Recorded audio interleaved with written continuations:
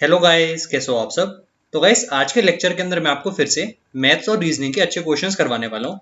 ये है आपकी क्लास 6, ठीक है। बाकी के जो 5 लेक्चर्स है वो आप लोग प्लेलिस्ट में जाके देख सकते हो। चैनल पर मैंने प्लेलिस्ट बना दी है। ये सभी क्वेश्चंस वो हैं जो कि सीआरपीएफ एचसीएम के एग्जाम में पूछे गए थे, और इन सभी क्वेश्चंस का लेवल काफी अच्छा है, ठीक है।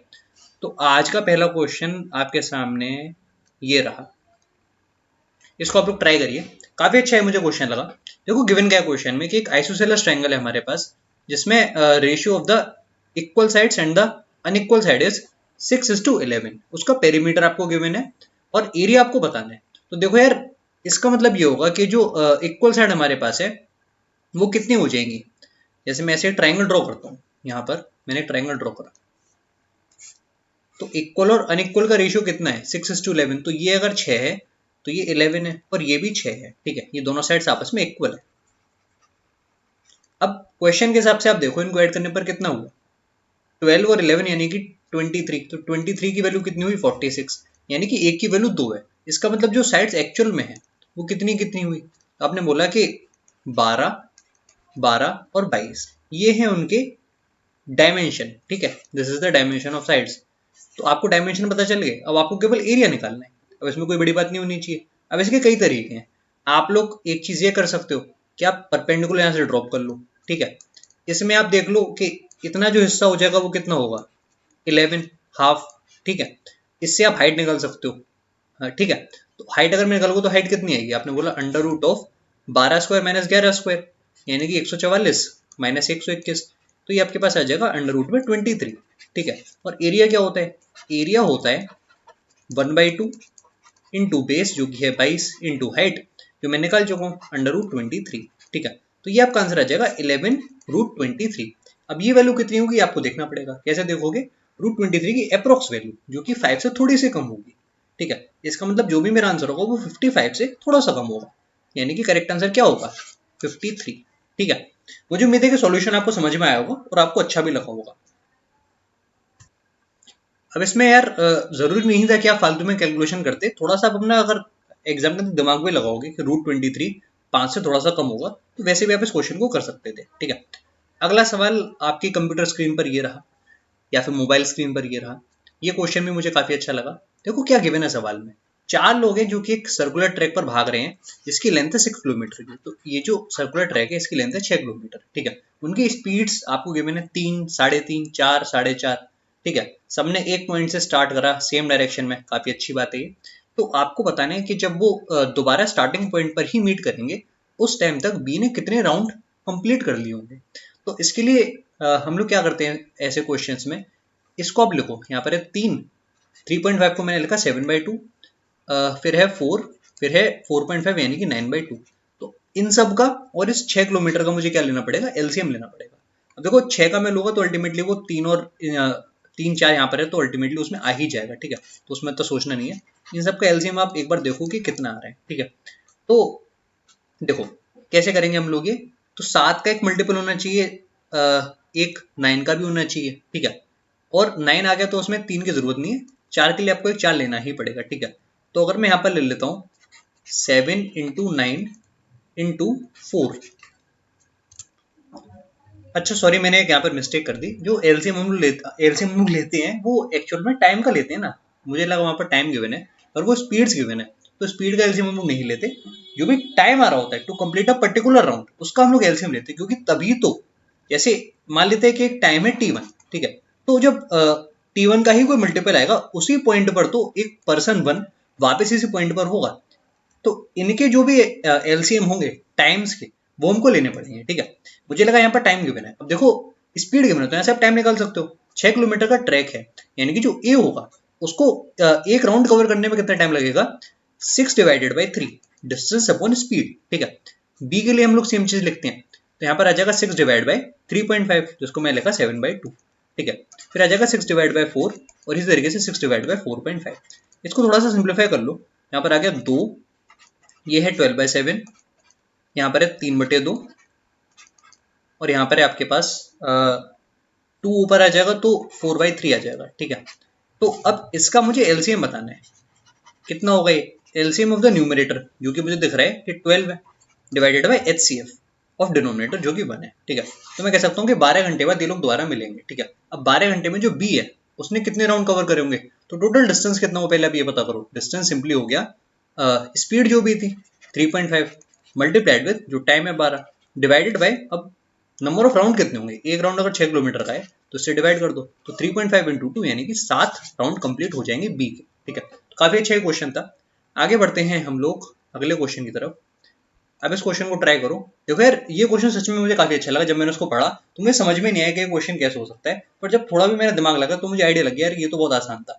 आप लोग इसको ट्राई करो। देखो आपको गिवन क्या है कि एक स्क्वायर फील्ड है जिसका एरिया है 15625 मीटर स्क्वायर, जिसको एनक्लोज करना है with wire placed at heights 3, 3.5, 4, 3/2 and 5, 1/2 metre above the ground.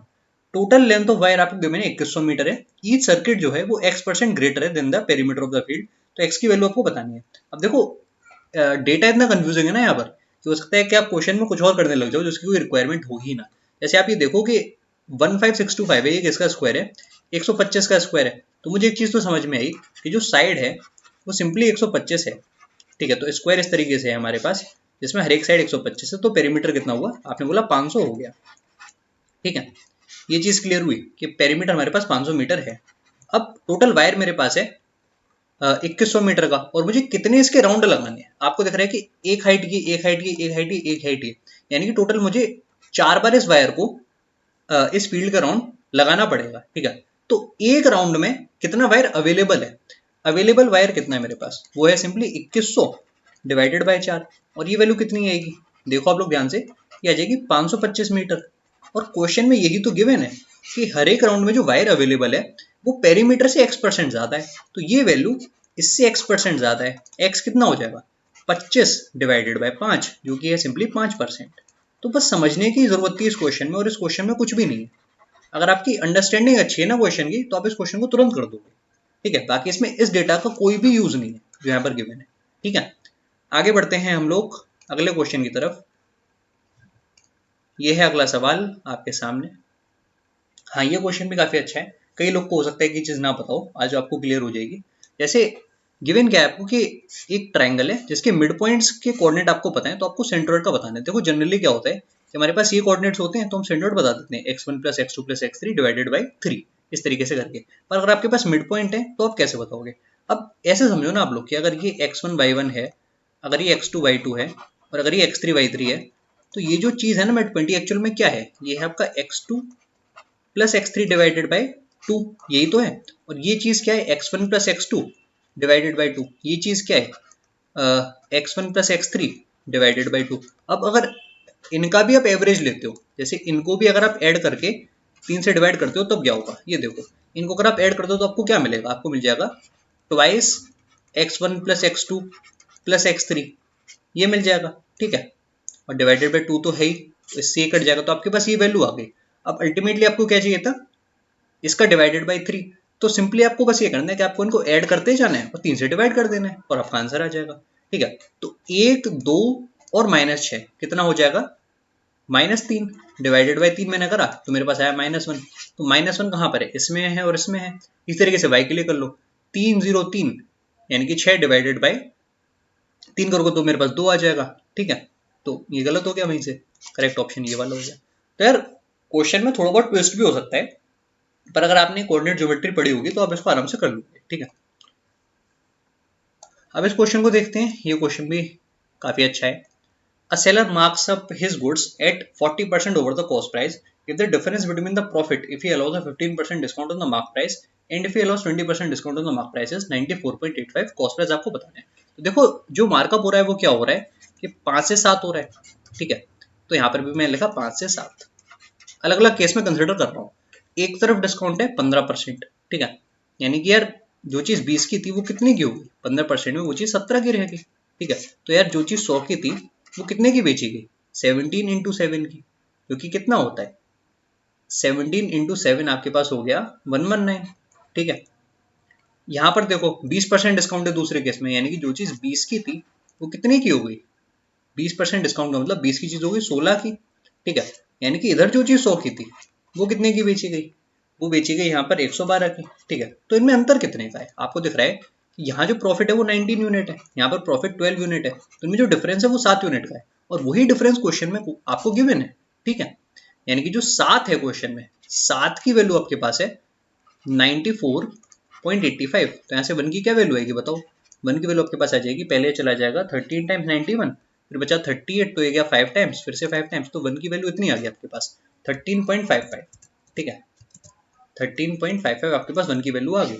आपको बताना है 100 की वैल्यू, कॉस्ट प्राइस। ठीक है, करेक्ट आंसर ये रहा। तो अगला सवाल आपके स्क्रीन पर ये रहा, रीजनिंग के क्वेश्चन आपके स्टार्ट हो चुके हैं। अब जैसे इस तरह के क्वेश्चन में कभी कभी क्या होता है कि हम लोग हमेशा डिफरेंस लेने का ही सोच रहे होते हैं, तो हमारा क्वेश्चन नहीं हो पाता। जैसे इसमें अगर आप डिफरेंस लेने का सोचोगे तो क्वेश्चन नहीं हो पाएगा। ठीक है, पर कभी कभी आप ये भी देख लिया करो कि सीरीज सिंपली समेशन की होती है। जैसे आप यहाँ पर अगर ध्यान से देखोगे तो आपको दिखेगा कि 2 और 6 8, 8 और 6 14, 14 और 8 22, 22 और 14 36, तो 36 और 22 कितना हो जाएगा? ये हो जाएगा 58।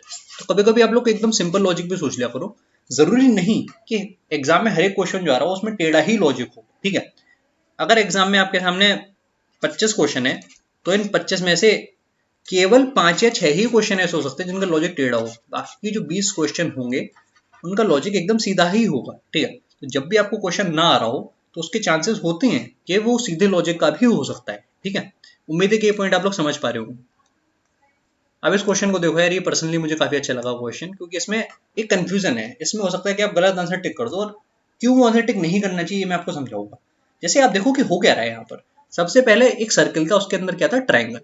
अगली शेप में क्या हुआ कि ट्राइंगल के अंदर सर्किल आ गया। तो ये चीज तो हमको समझ में आ गई यार कि ठीक है ये चीज हो रही है, और हम उसको समझ गए कि जो शेप पहले अंदर है वो बाहर आ गई, और जो अंदर है वो बाहर चली गई। ठीक है, फिर अगले में क्या हुआ कि हमारे पास एक स्क्वायर आ गया, स्क्वायर के अंदर सर्किल था। अगले में ऑब्वियसली क्या होगा कि सर्किल बाहर आ जाएगा, स्क्वायर अंदर हो जाएगा। तो अगली शेप क्या होगी? अब देखो यहाँ पर जो लॉजिक एग्जामिनर के माइंड में चल रहा है वो पता है क्या है? वो ये कि यहाँ पर तो मैंने ट्राइंगल यानी कि 3 साइड वाली शेप कंसिडर करी है, यहाँ पर मैंने 4 साइड वाली शेप कंसिडर करी जो कि स्क्वायर थी। ठीक है, सर्किल तो हर एक साइड है ही। ठीक है, हर एक ऑप्शन में मतलब हर एक प्लेस पर सर्किल तो है ही। तो यहाँ पर उसके दिमाग में चल रहा होगा कि जो भी 5 साइड वाली है उसको हम कंसिडर करेंगे, यानी कि पेंटागन वाली। तो वहां से मैंने पहले तो इसको हटाया और मैंने इसको हटाया। ठीक है, तो इन दोनों में से कोई आंसर ये मुझे समझ में आया। अब मुझे ये कैसे पता चलेगा कि सर्किल बाहर है कि सर्किल अंदर है? तो आप ये देखो ना यार कि यहाँ पर जो सर्किल था वो था बाहर। ठीक है, तो यहाँ पर था सर्किल बाहर, फिर यहाँ पर दोनों केस में सर्किल अंदर था। ठीक है, फिर यहाँ पे सर्किल बाहर आया।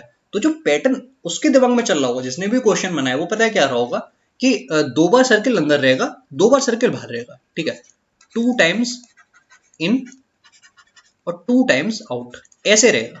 ठीक है, तो आप ये देखो कि 2 बार तो हो चुका है वो अंदर।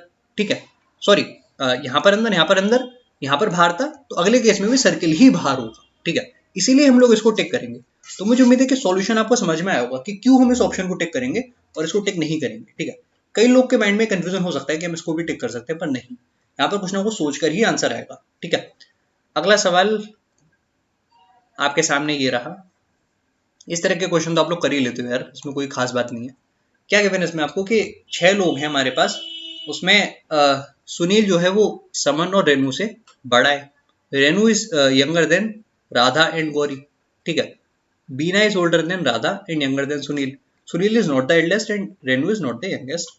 तो उनमें से एल्डेस्ट कौन है ये आपको बताना है। ठीक है, तो ठीक से मैं इसको अरेंज करने की कोशिश करता हूँ। सबसे पहले जो सुनील है उसको मैं ऊपर रखूंगा, क्योंकि वो किन से बड़ा है? समन और रेनू से। ठीक है, इनको मैंने साथ में रख दिया क्योंकि इनके बारे में मुझे ज्यादा कुछ जानकारी नहीं है। ठीक है, रेनू किससे यंगर है? राधा एंड गौरी। तो रेनू से ऊपर मैं राधा और गौरी को रख देता हूँ। ठीक है, और क्या है फिर मेरे पास? बीना इज ओल्डर देन राधा, तो बीना राधा से भी ओल्डर है, तो बीना को मैं यहाँ प्लेस कर देता हूँ। ठीक है, एंड यंगर देन सुनील, तो यंगर देन सुनील, ठीक है, वो एकदम सही सेट हो गया already. Sunil is not the eldest and Renu is not the youngest. तो रेनू का यंगेस्ट नहीं है, तो इसका मतलब एक ही पॉसिबिलिटी कि जो समन है यहाँ पर आ गया हो। ठीक है, और सुनील अगर एल्डेस्ट नहीं है, ओल्डेस्ट नहीं है, तो कौन होगा ओल्डेस्ट? जो कि यहाँ पर इन सभी में नहीं है। अब इनमें कौन नहीं है आप ये देखो, तो केवल यहाँ पर एक ही पर्सन है गौरी, जिसके बारे में ऐसा नहीं गिवन है कि वो सुनील से यंगर है। ठीक है, तो इसका मतलब Gauri will be older than Sunil. ठीक है, गौरी की प्लेसमेंट यहाँ पर होगी। ऐसे ही करता हूँ मैं इन क्वेश्चन को, हो सकता है कि आपको समझ में ना आ रहा हो, पर यही सही तरीका है मेरे हिसाब से। आपको क्या बताना है कि ओल्डेस्ट कौन है? Gauri, correct answer. ठीक है, अगला सवाल आपके सामने ये रहा, कौन सा ऐसा टर्म है जो कि सीरीज को बिलोंग नहीं करता, ये आपको बताना है। देख के आप लोग समझ गए होंगे यार, मुझे उम्मीद है। 1 लिखा है, फिर 1 का क्यूब लिखा है, 2 लिखा है, फिर 2 का क्यूब लिखा है, 3 लिखा है, 3 का क्यूब लिखा है, 5 लिखा है, 5 का क्यूब लिखा है, पर 4 का क्यूब 64 होता है, यहाँ पर 65 गिवन है, तो ये है जो बिलोंग नहीं करता। ठीक है, इस क्वेश्चन में भी कुछ खास नहीं है, आसान है ये। कैसे बताओगे आप कि इनमें से कौन सा ऑड वन आउट है? सिंपली आप ये लिखो AEIOU, जो आपके वोवल्स होते हैं। अब इसमें देखो कि कहाँ पर ट्रिपलेट बनने हैं। जैसे IOU बिल्कुल एक ट्रिपलेट है, AEI ये भी ट्रिपलेट है, EIO ये भी ट्रिपलेट है, पर EOU ये ट्रिपलेट नहीं है। ठीक है, इसलिए ये है आपको ऑड वन आउट। तो यार आज के क्वेश्चन यहीं तक थे। मुझे उम्मीद है कि सेशन आपको अच्छा लगा होगा। ऐसे और भी सेशन आते रहेंगे। Bye bye and take care.